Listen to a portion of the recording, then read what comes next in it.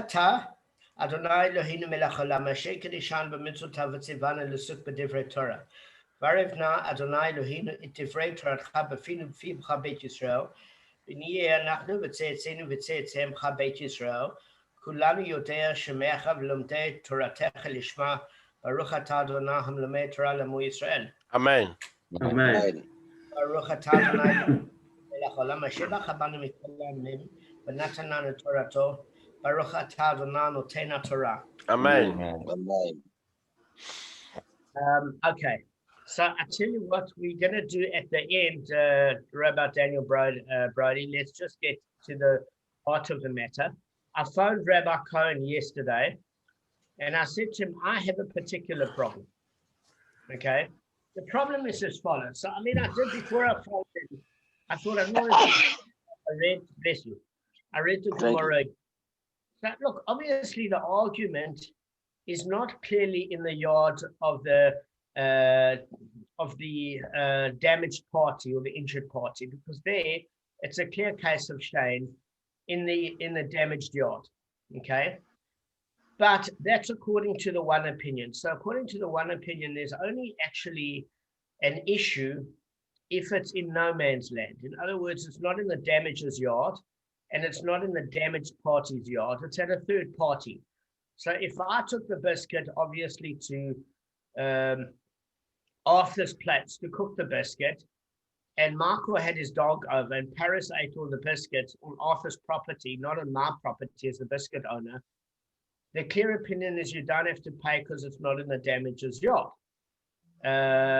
damaged party's yard, because it's not the biscuit owner for shame. Okay. You have to pay for the tzoros and keren tam, because you pay for any torda, you pay for that particular tzoros in the damaged party's yard of the person that owns the stack of grain. Okay, this is the thing. So let's be more specific. Let's give an example, because you just okay, talking about the dog and a biscuit. Now you're talking about All right. So what I'm saying is let's leave the keren tam and the tzoros aside. Let's just focus on the biscuit exactly. Okay. So it's very clear that if I have a biscuit and I took it to Arthur to bake in his oven, and Arthur took the necessary precautions, burrowed in, and ate from it, you as the dog owner would be entirely liable for it if it happened in my yard. In other words, your dog went next door to my property where I really own the biscuit and started chomping there. But if he chomped it at Arthur's place, where we were all at Arthur for a braai, you exempt, Michael, for your dog chomping on the biscuits. Okay? That's what. Why? Because the biscuit is not on the property. It's not in the biscuit owner's property. It's in Arthur's property, the owner of the fire, but it's not in the. So then it says, but then what? You are absolutely exempt in that case for paying me because it didn't happen in the damaged party's yard, the owner of the actual item itself. Yeah. Then it goes on and it said, obviously, if it did happen in my yard, it's a clear case of shame. Then what happens is the Gemara goes on from there, and it brings this issue of if the animal ate the food and not the animal carried the food, and then it goes to a discussion of in the animal's mouth, it's now considered the domain of the animal's the anatomy of the animal. And I phoned Rabbi Cohen and I said, listen, I have a problem with this. The reason I've got a problem with this is because it's the equivalent to me coming to you and putting items and putting it in a kit bag that I own and sticking the kit bag and saying, well, it's my kit bag, therefore anything in that kit bag belongs to me. I said, that's how it sounds. Guys, do you understand my point of view? You were breaking up there for me. I don't know. That towel. Yeah, you were breaking up for me as well. Yeah, the special one meg line was special. Okay. You can repeat that last couple of minutes, sir. So what I'm saying is there doesn't seem to be an argument according to the one opinion that if you're in the injured party's yard It's only if you in Arthur's yard as the co-owner that there's a question as to whether or not it's considered in the mouth of the dog the damaged party's yard or the damager's yard. But when it clearly is the biscuit is eaten by Marco's dog, my biscuit in my yard, there's no problem because that's a classic case of shade. Then there's a different opinion in the Gemara that turns around and said, well, there is still a problem because we want to see if it is a classic case of shame, and then it brings that you have to destroy the item incompletely, and then it brings the example of the wall where the animal rubs against the wall, didn't break it, but removed a mural completely, and therefore from the torda of shame or soiling fruits by rubbing into it until where you couldn't pick a strawberry out of the mud. So it brings two examples of the tordas of shame to show that in fact in that particular case, even if you consider the mouth of the dog the damager's yard, where you're not liable for shame, you're still obligated through the two tordos of shame. And I said to Rabbi Khan, that doesn't make any sense to me. Always, the other is more important than the tordos, because in the very beginning, it does the tordos, the offshoots, the subcategories, pay as much for damage, according to Rav Papa, as the primary category. Okay, which is shame is a classic case of tooth, which is eating. Now you want to ignore the Gemara, the classic case of tooth, and say, no, you can still obligate for the two tordos. I said, it doesn't make sense to me. That's number one. And I said, it doesn't make sense that now you're saying that Marco owns the dog, and therefore he pays for the vet and dentistry bills of the dog. So whatever's in the dog's mouth belongs to Marco. I said, that's the equivalent of me taking somebody's goods and putting it in my kit bag, in my backpack, and saying it's my backpack, therefore anything in my backpack belongs to me. I've stolen it. I've stolen it. Because I put it in my backpack, doesn't now become my domain where it's finders keepers. Where I can turn around and say, item doing in my backpack. I took it. Are we talking about damage? Are we talking about damages here? I mean, if a dog's got a, sorry, maybe I'm off the wrong track. But if a dog's got a hole in its mouth and it drops it in somebody's yard, that's considered part of the dog, right? The hole. And therefore, the owner's responsible. So, no, what sorry, I'm getting a bit mixed up. All right, you're talking about Shane and I thought that the dog was. I thought of the dog. The classic case of Shane. Well, it's not Shane. It'd be okay. Say that the dog's got a biscuit. Yes. Okay, and it's taken it not from the. I mean, if it's taken from someone else's property, it's a classic case of Shane, right? Right, the dog's eating it in someone's yard. The person whose biscuit it was. The damaged party is a classic case of shame is if I have a cow and I send forth my cow and it's eating cabbages in your field. That's the classic case of shame, where it's consuming and eating cabbages in your field. So according to the one opinion in the Gemara, there's no issue as far as that's concerned. And that when we're talking about whether the mouth of the animal is considered in the damaged party's domain or the damager's domain is only in a case where there's a third party. For example, there's Arthur who's having a braai. There's Michael that has his dog Paris. There's me who has the biscuits and I'm bringing the raw biscuits to contribute to the braai. Kevin's bringing a salad and Gavin's bringing the meat. Oh, I see. It's exactly. And we're all in Arthur's premises. So if the dog chowders the meat, you're not responsible for paying because it never happened in Gavin's apartment. But I am responsible. Yes, I understand. Okay, I've got it. But I am responsible if the dog rubs itself in that yard, regardless. No. So there's no. So what it seems to be saying here, and breaks the wall, is it wouldn't. This is exactly my problem. Is that as far as I'm concerned, if you want to say that's exactly it, that in Arthur's yard, if it's rubbing against Arthur's trees or Arthur's fruits, then that's a classic case of Shane. There's nothing to talk about because Right. Arthur is on Arthur's yard, Yeah. and um, and then Arthur's fruit is in Arthur's fruit trees in Arthur's premises. So that's Yeah. not that's not revealing anything we don't know. Yeah. So it's not adding anything to me of value that I understand. That's my first problem. My second problem, I said to Rabbi Cohen, is the Torahs are always less important than the Yeah. Av. From the very fact that Rav Papa asked, is the obligation for paying for the Torahs the same financial penalty or mammon compensation level as the Av?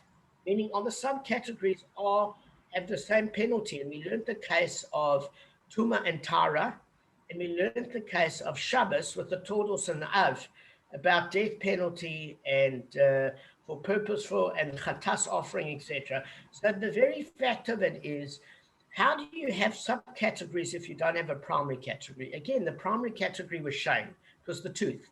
That's why the category is named after.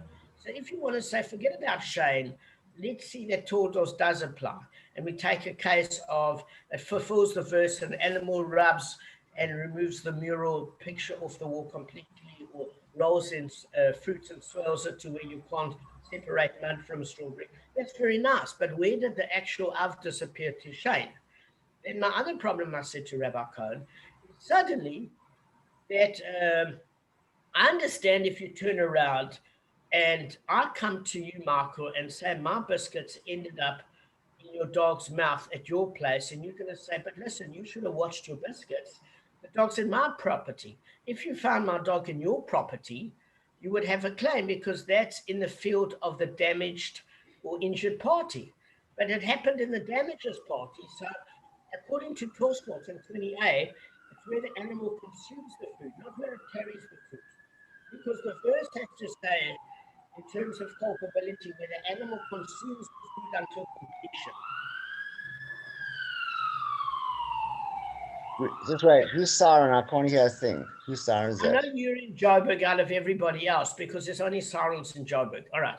So what I was going to say to you is that it actually whacked my train of thought. Is that at the end of the day,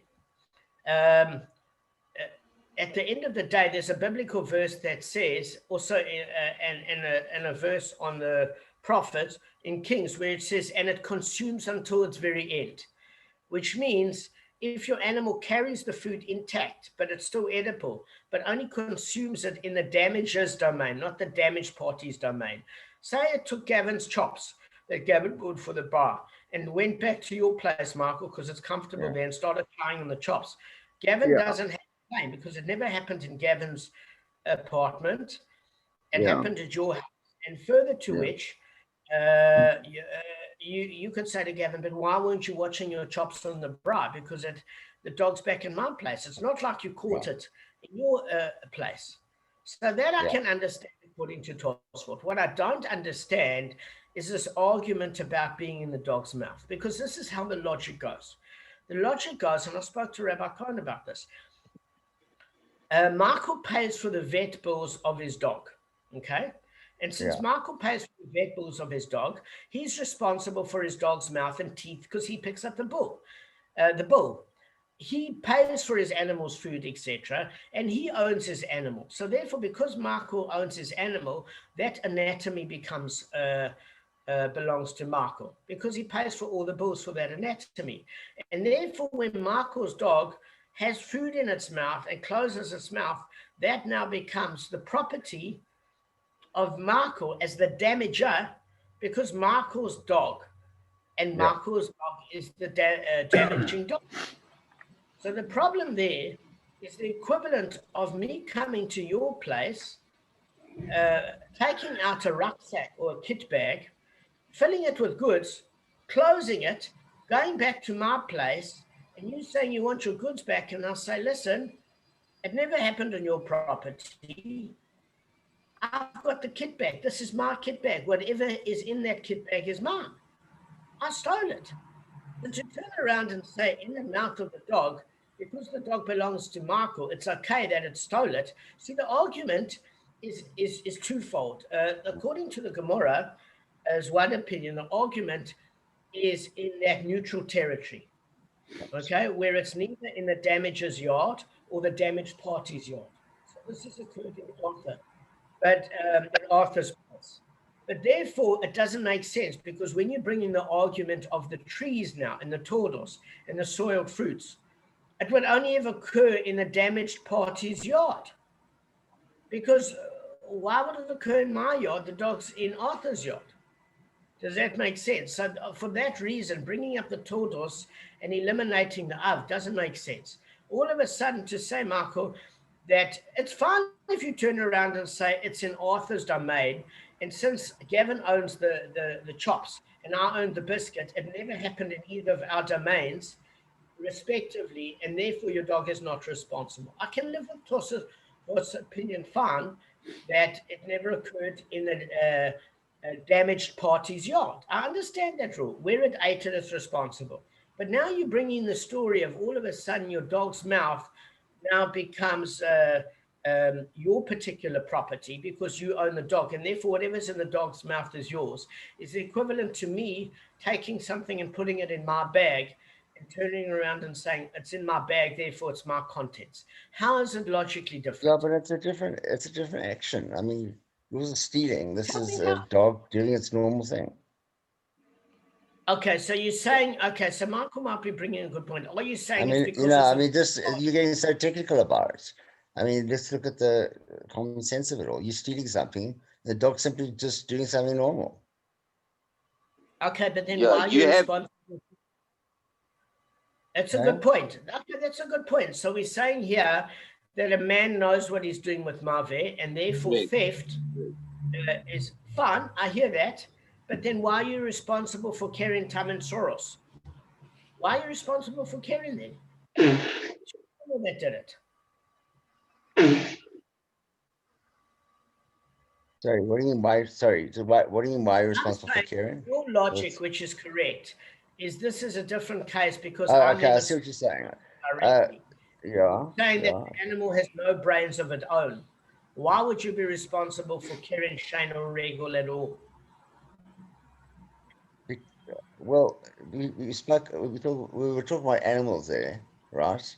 And we're talking about things that, hey? Sorry? I'm saying your argument to be valid.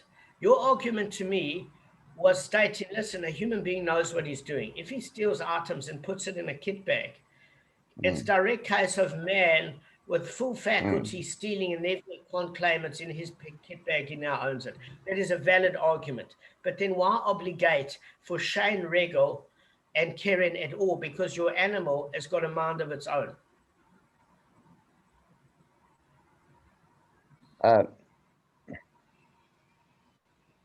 We're talking about normal behavior, aren't we? I mean, we're talking about... No, because even in the case of Toros, which is unusual behavior, you still pay half damages, which means you're culpable even for the most bizarre behavior. And especially carrying Tam, the animal is not habitual to gore. That's why you pay a half payment damage for Tam.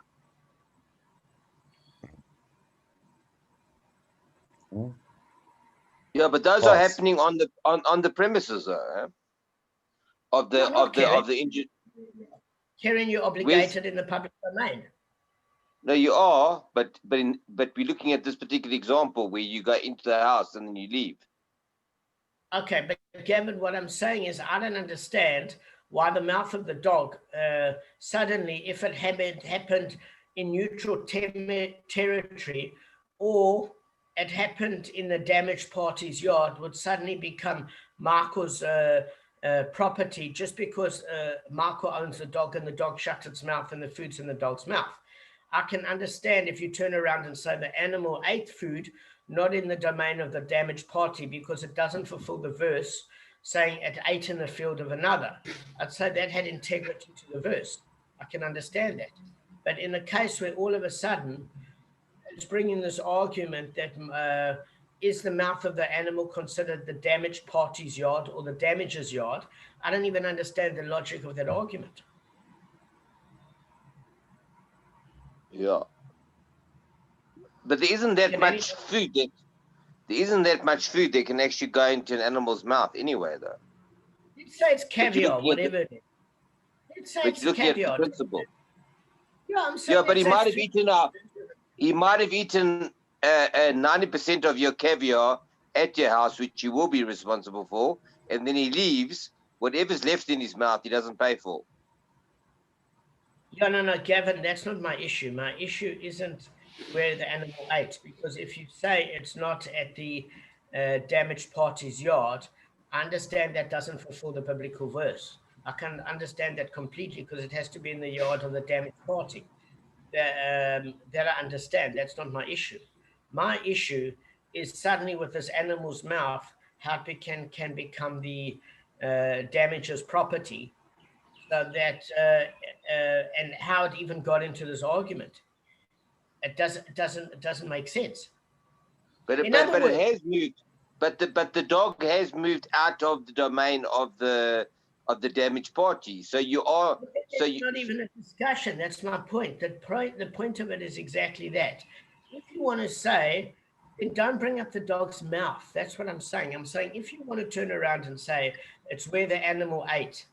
And if it ate in any other field but the damaged party's field, in other words, the owner of that particular food, whether it's cows and cabbages or whether it's my biscuits or my food, and where the animal consumes, okay? If you want to say it's not obligated because of the biblical, I understand that. When you start talking about what's in the mouth of the animal belongs to the owner, that I don't understand that equation of the animal because it implies two things. It implies if that occurred in the damaged property's yard, that because the food is now in the mouth of the dog's owner, it now becomes the damager's mouth and therefore is not obligated. That's according to the one opinion. And then if you want to say it's a neutral territory and that's where the argument takes place, then in that case, it's not in the damaged party's yard, at which the person shouldn't be either obligated anyway. But then why bring up the discussion of all of a sudden, if it's in the dog's mouth, it becomes the damager's dog, and therefore it's the damager's property. That's the part of the argument that doesn't make sense. Part of where the dog's eating, in terms of location, I've got no problem with that. It either fulfills the biblical verse or it doesn't. Okay, but it's being transported by the dog from one domain to another. So while it's being transported, it's in no man's land at that point. So it's trying to reach a destination of where it's going to eat. So while it's being transported, it becomes your domain. Because otherwise, whose domain is it? Again, there's no argument there because there are boundaries. In other words, it's never neutral territory. It's either in there's only three territories it could be. It's as you owning the dog. Okay, Marco owning the dog. It's either in the damaged party's yard. It's either in if it's in the public domain, you're exempt. Okay, we learned that for Shane, you exempt in the public domain. So it's either in the public domain or it's in your particular house. At both cases, you exempt for Shane damage. The only time you're obligated is in the damaged party's yard. So there's not this concept of traveling. Wherever the dog eats the food, that's where you're obligated. But if the dog hasn't consumed the food, but what is it you think I'm trying to say, Gavin? Because you're missing it. Yeah, I don't know. No, I'm obviously missing something. Just carry on. What I'm saying is, yeah, Marco. Yeah. Look, I think it's semantics here that confuse us. Obviously the dog. Not semantics because they're spending 2 pages on this. So then it's all semantics. Then we might as well not learn anything. It's all the same thing. Do you understand what I'm saying? I'm not creating the semantics here. All right, I'm just saying. Okay, so the bottom line is this is what I understand it. Obviously, if a dog eats something in somebody's place, the owner is responsible. classic case of shame, right? Then you're talking about a situation where the dog's got food in its mouth belonging to the owner. And then it goes traveling.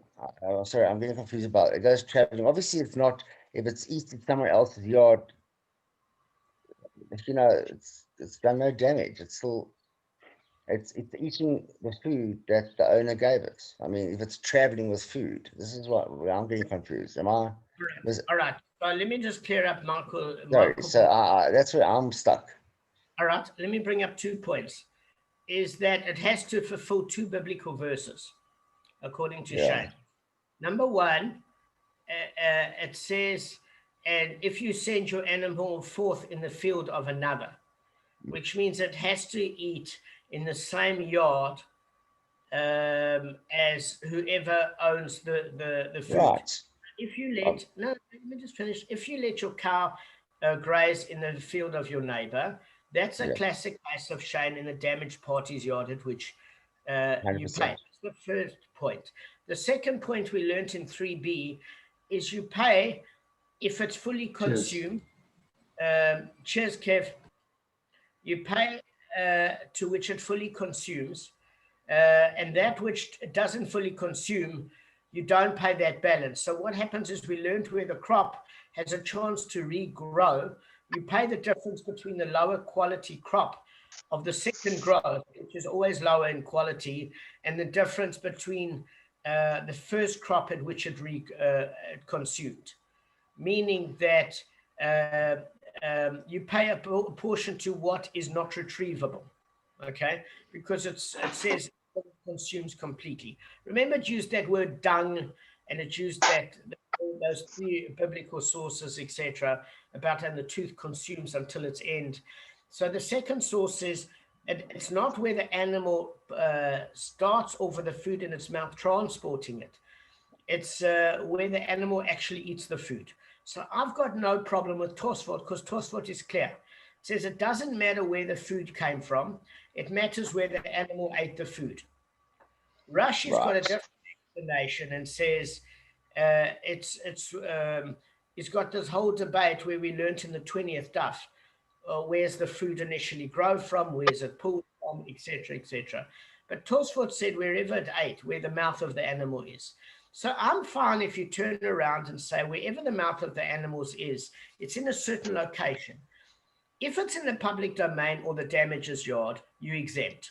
Because we know in the public domain you exempt for shame and legal, and obviously the damages yard. That's easy. If you're in a damaged party's yard, you're obligated, you're chayiv, and then you pay. So so it's eating there, right? It's eating there. Yeah, that's according to Tosfot, it's where it ate.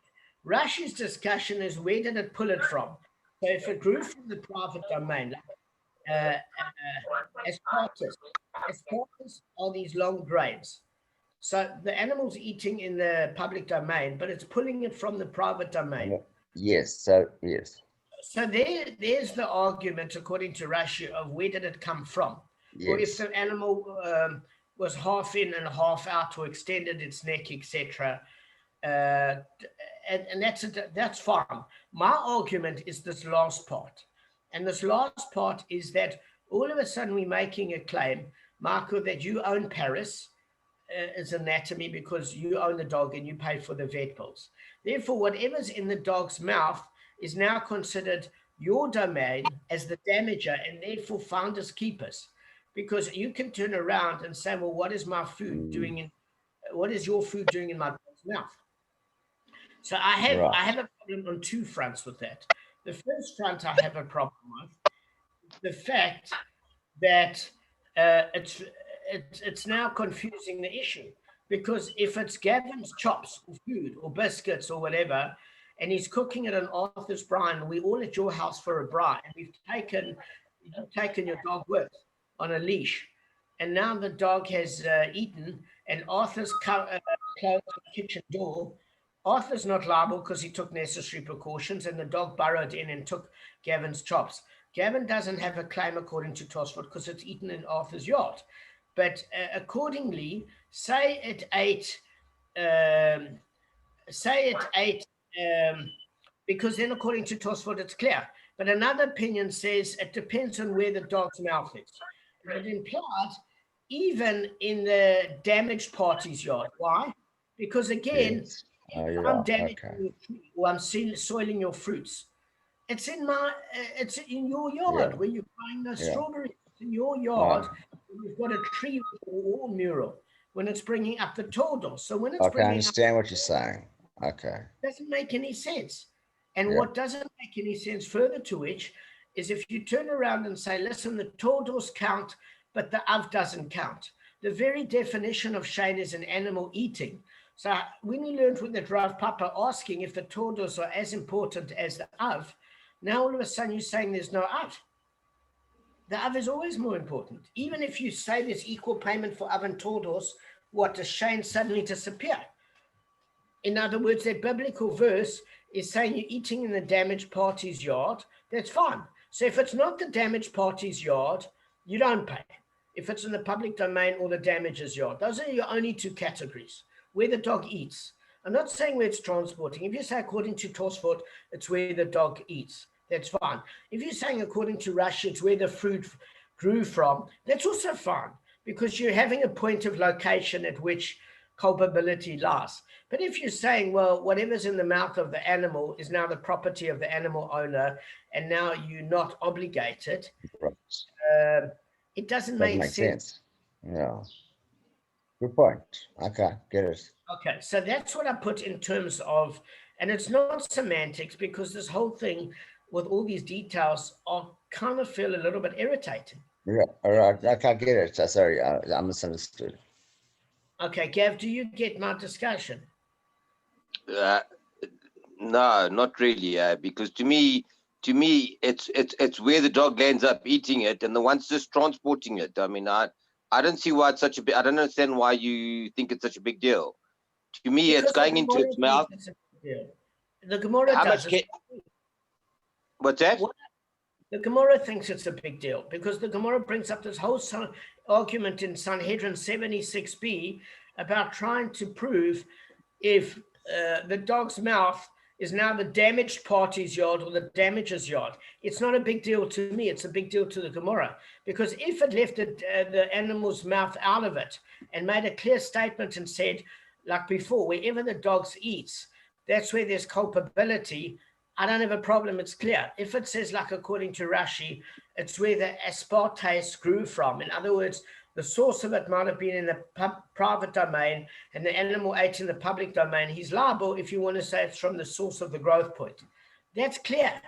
The problem is now you're suddenly bringing an argument is if the animal's mouth is considered the damaged party's yard or the damager's yard. That's why I sent you the daf yesterday to show you that the Gemara finds it a big deal. It's not my deal. My deal is as clear as yours. Choose a point at which you're culpable and tell me what that point is. Just make it clear to me. That's my point. Does that make sense, Gav? No, to Michael it is. To me, not.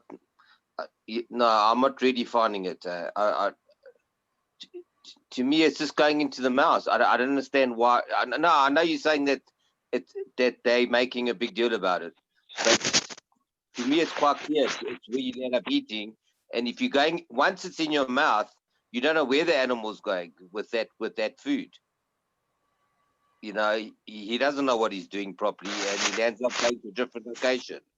So ultimately, but then, Putty, you need to read the daf. You haven't read the daf because yeah, no. With respect, Obviously, I haven't. I ended up working till late last night. Respect, it's making the case here of it's making the case here very clearly that what's in the dog's mouth is it the possession of the owner or is it the possession of the damaged party, which means there's no longer an issue of transportation and there's no longer an issue of culpability, meaning that issue falls away. All of a sudden, if it's ensconced in the mouth of the animal and the animal's owner owns the animal and now we're saying it's the animal's property, you no longer have a case of where did the animal eat, because you're obscuring the issue. If you want to say a different point where you say the animal didn't render that thing consumed according to the biblical verse, but merely transported it from one domain to the other, and where the animal ate you culpable, I've got no problem with that. Where you're talking about finders keepers in the mouth of the dog owner versus the damaged party, that obscures the issue and doesn't clarify the issue, and you have to bring Sanhedrin in, that's where I've got an issue. All right. Yeah, makes sense. I mean, Okay, so Gav, you need to read the daf. Yeah, I need to read the daf because it's still not getting through to me. All right, it's fine. Carry on. I mean, I understand what you're saying. I don't understand why it's a problem, but continue. All right, guys, we've got a minute. It's finished now. That's it. We finished. I'm going to try and get clarity from Rabbi Khan. If I don't, because he's hectically busy, we'll just read the daf as is, and we absorb what we absorb, and we carry on.